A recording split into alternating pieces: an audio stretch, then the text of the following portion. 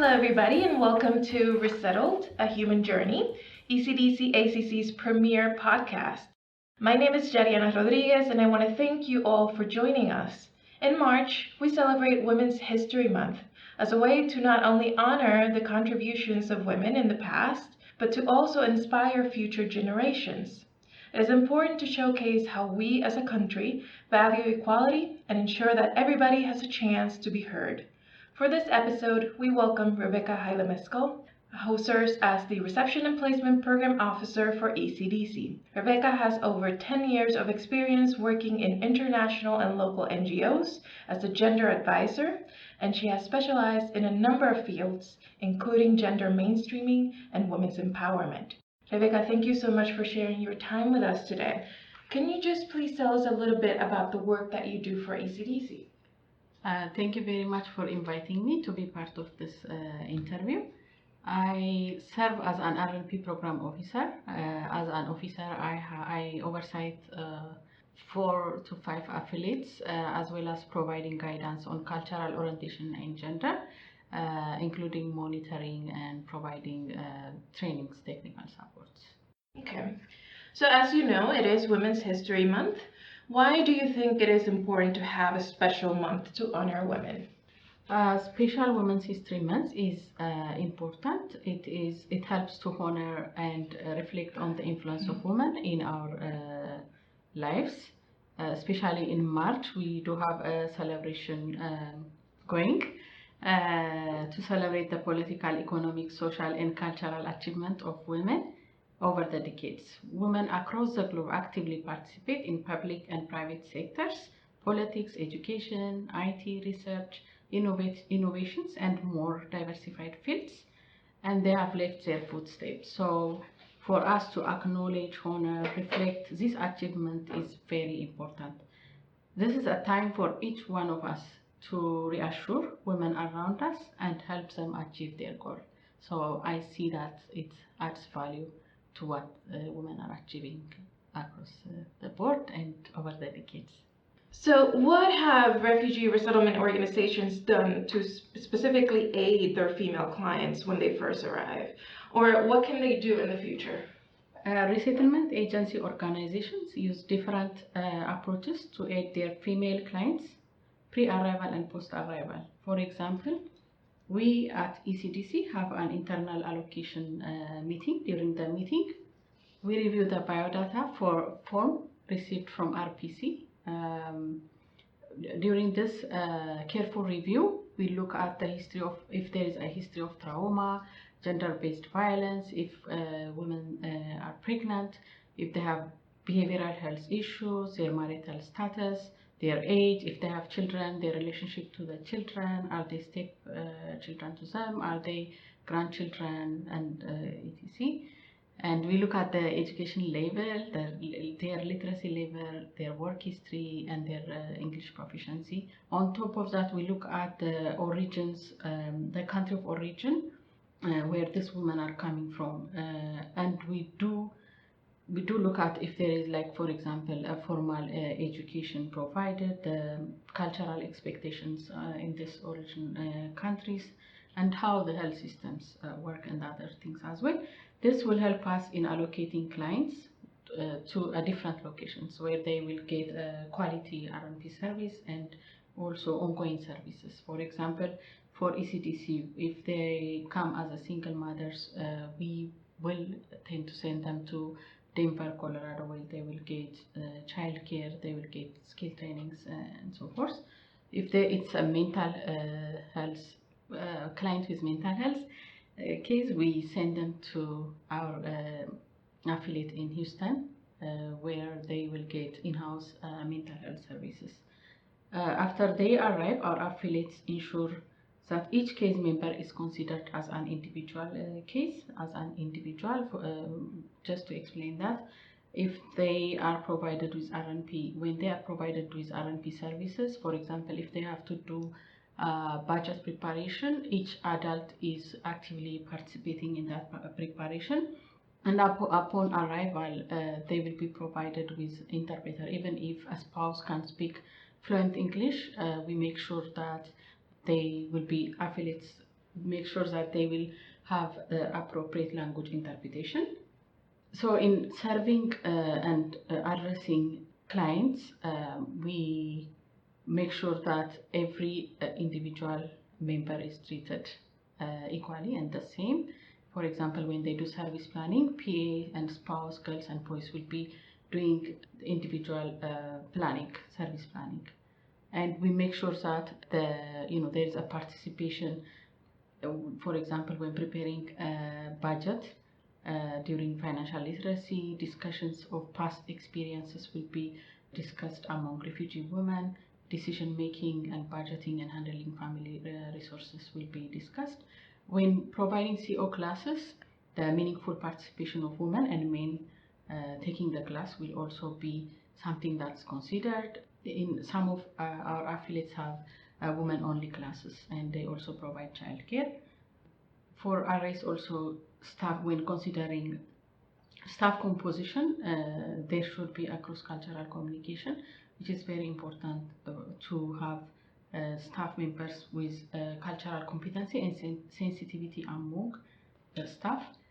And most RAs or affiliates hire refugees for case management positions, since they have the language and they know the population.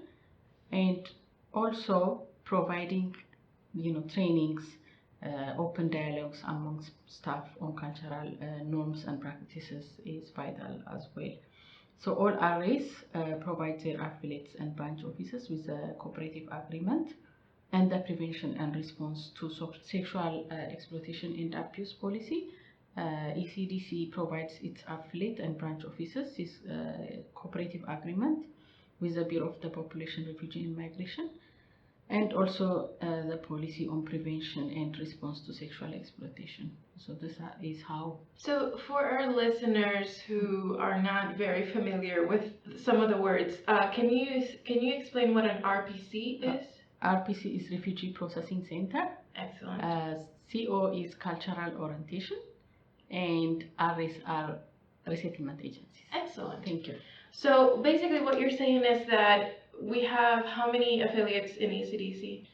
Currently we have 14 affiliates. 14. Yeah. So when you receive cases, you will then send them out depending on the resources that those affiliates or branch offices have. Correct. Okay, excellent.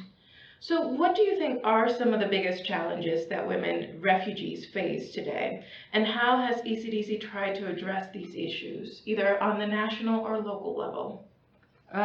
There are, different challenges related to gender issues. I can give a few examples. So women and girls may have innovative ideas to bring change in their community. But if they are from a culture that expects them to remain uninvolved in public matters, these ideas may never surface. So cultural practices that prevent women and girls from interacting with men diminishes their economic opportunities, lowers their self-sufficiency, and makes them dependent on others during the settlement process. So they are voiceless, which means that they always depend on someone to voice. Even if they have innovative ideas, they want someone to present it for them. The other issue is, mostly men are often the primary applicants, PAs, considered the heads of the household and empowered to speak on behalf of their entire family. This can also hinder women's access to R&P, reception and placement services, like attending ESL classes, employment services, and cultural orientation. This is a requirement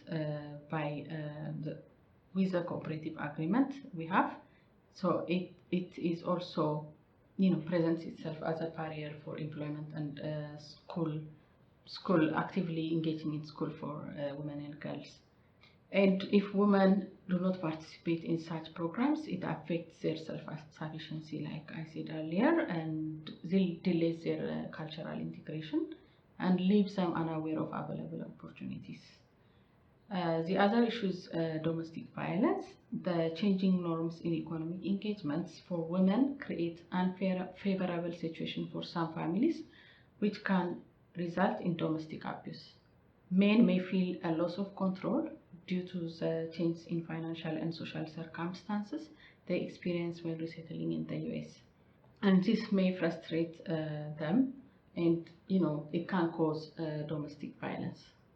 So for ECDC, in order to tackle this, we have developed a gender equity manual. This manual aims to improve the knowledge and practical capacities of affiliate staff members to analyze and respond to gender-related issues in the context of refugee resettlement. It also allows each affiliate to conduct gender analysis, work toward gender equality, gender equity given their context. ECDC also encourages affiliates to come up with strategies for addressing the needs of clients. To address these issues, some of our affiliates began offering women-only CO classes. For example, our affiliate in Denver, Colorado provides women-only CO based on language groups, and CO sessions are provided to women, for example, from Afghanistan, their own CO group, Iraqi, Syrian, and other ethnicities. These sessions also provide childcare to better allow women with caregiving responsibilities to attend. So women-only COs will help in facilitating or help the engagement of female participants, active engagement of female participants. ECDC also requires all its affiliates staff to take the cultural orientation certification developed by CORE. This 3-level certification, that's a requirement by ECDC, are very important in building the capacity of staff to provide quality CO. When it comes to employment services, ECDC encourages affiliates to ensure a proper orientation for all family members, case members. So the spouse, the PA will be provided the appropriate orientation when it comes to employment. So you basically answered the next question: what would gender equality look like in resettlement agencies? You mentioned the women-only CO, providing childcare, making sure that we're fulfilling the women's needs specifically. So I'm just going to go ahead with the next question. Are there any ways, or how are ECDC branch offices and affiliates leading the way in promoting gender equality in refugee resettlement specifically? So ECDC also has a national, which I would like to mention, has a national conference whereby we provide training for our network, and also during the conference there will be a concurrent session focusing on, for example, refugee women peer support groups, strengthening gender-based approaches, trauma-informed case management, examining gender-based violence. These are some of the topics that I can give from our last conference. And for ECDC, this is considered as very important. Gender equity is considered as very important. So some of our affiliates, for example, the ACCTC, we have a swing class for refugee and immigrants, teach it together swing class, whereby refugee women also are invited to take part. There is a domestic violence prevention intervention that ECDC Safe Journey program helps DV survivors and raise awareness among refugee and immigrant communities by referring them to counseling services, provide mental health counseling and social services. And also there are skill trainings. For example, in our Denver, Colorado, we made this program is an important employment skill training program for refugee women, and it provides 12-week introductory program for artisan sewing classes. In that class, they will also be introduced to the English, to their surroundings, and how they can integrate in the Denver, Colorado community. I can also give our Houston site, which has a mental health, in-house mental health services, and also they are planning to have a men's group for men to come and share, any issues around gender and the changing norms in family management or so. And then you mentioned the ECDC National Conference. Does this happen every year? Yes. And when is this year's national conference going to take place? Do you have a month?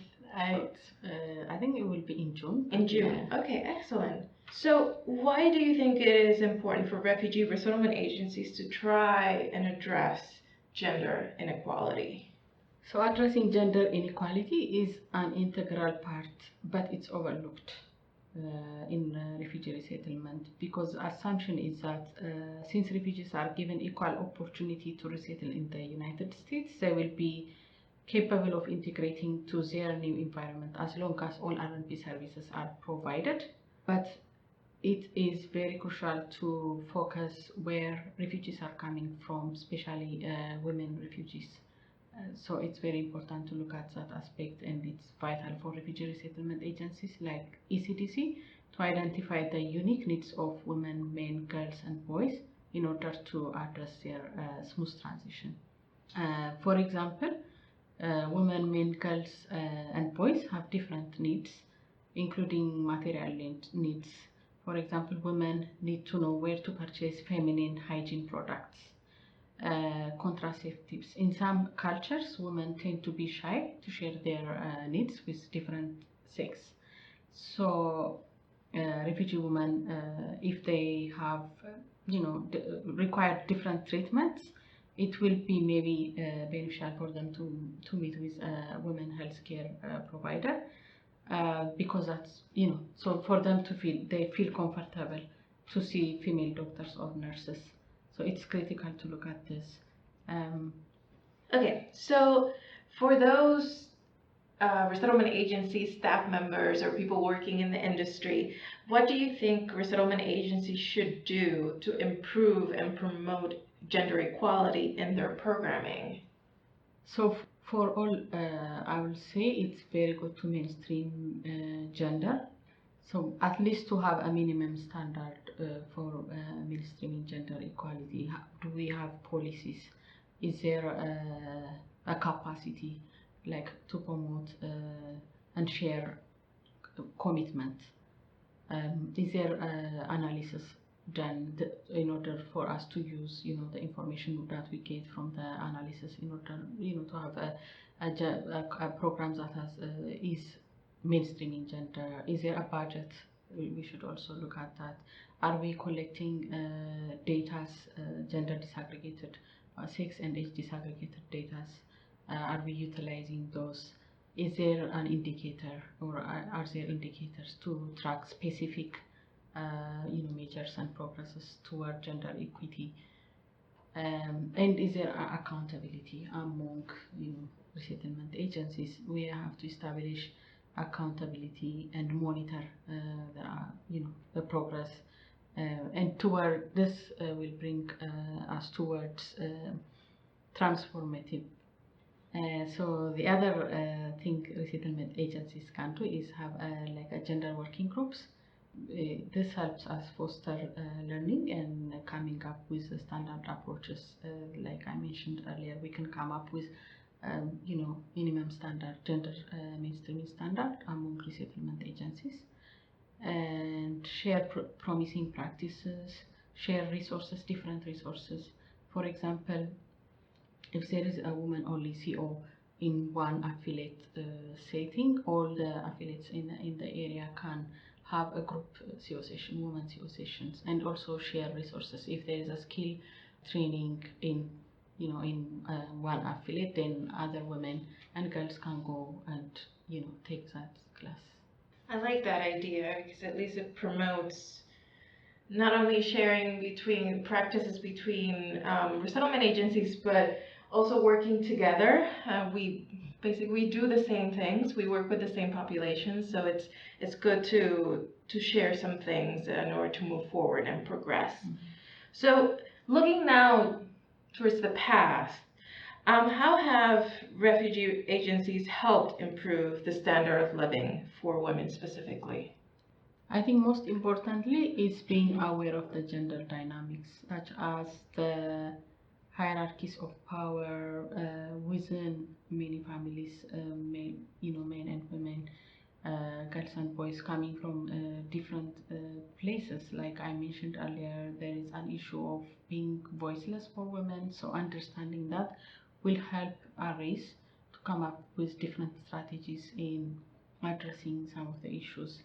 And also it's very vital to understand the gender roles. For example, in some cultures, women are mostly caring for children rather than seeking employment outside of their home. So when it comes to the US, and women are also required to integrate, they are also required to become self-sufficient, find their employment. So for refugee resettlement or for affiliate staff to understand this, the gender roles of women and men in their country of origin is very important. The stigma and violence. Some communities may blame victims for provoking acts of violence, which discourages individuals from coming forward. And also, if there is a mental case in some cultures, it's a taboo to say that I have a mental health issue. So the very important aspect is to understand and be aware of the gender dynamics in the clients we're serving. I mean, I can testify to that. I mean, we have a mental health taboo here in the US, not even counting any sort of gender or culture norms. It's still, unfortunately, a taboo subject. So if you were having a conversation with a case manager, what do you think it's important for them to know when working with women refugees? Okay, it's always important to know the background of the clients we serve, be it women, men, children, girls, boys. So the first step in addressing gender issues should be to create a safe, confidential space in which the problem may be discussed. You should consider how you identify gender, ethnicity, religion, and other issues. And so, for example, if there is an interpreter present, we have to understand what the background of our clients, who should be an interpreter. If it's, for example, in some cultures, female or women tend to be more comfortable speaking to a female interpreter. So if the case manager is a woman and we bring a man interpreter to the discussion, then that will be one hindrance for them to open up, especially when discussing sexual abuse or some health related issues. So creating a safe and confidential space is very, very important. So I want to finish with this question. I consider myself a feminist, and as a feminist, I think it's important to provide equal opportunities to women, but also to take into account the particular barriers that pertain to the gender or group. What does the word feminism mean to you, and how is it related to gender equality? Okay, for me, feminism means working together to bring gender equality. Not everyone has equal opportunity. Everyone is born equal, regardless of race, ethnicity, and gender. But that is, not everyone is treated equally, socially, economically, politically. So for me to bring gender equality for everyone is very important. For example, I am originally from Ethiopia, and there are gender issues like in education, not having equal opportunity for formal education for women and girls. When it comes to employment, legal protection, equal pay, there are some gender issues, and we have to work together towards eliminating these barriers for equality. In Ethiopia, less than 25% of children finish grade 8 in rural areas. And for ECDC, for example, we have currently the 12 classroom campaign to give 600 students the opportunity to attend secondary school. So for me, that's very important. Education is an important aspect of life. And how can people donate for this campaign? They can just go to the website? They can just go to the website and there's a link with all the information that they need. Okay, so that would be ecdcus.org? That's correct. Excellent. So, Rebecca, those are my only questions for you today. Thank you so much for joining us and sharing your experiences and stories that I'm sure will be very helpful to not only those who are working in this field, but those who want to, who are curious about it, just to learn a little bit about the work that we do. To find out more information, be sure to follow us on social media through our Facebook at ECDC-ACC. We have an Instagram account at ECDC-ACC-DC Metro, our YouTube at ECDC-ACC-DC. Or if you want to learn more about volunteering opportunities, feel free to email us at volunteer@ecdcus.org. Thank you for tuning in for this episode, and we hope you join us again next month on Resettled, a Human Journey. Thank you.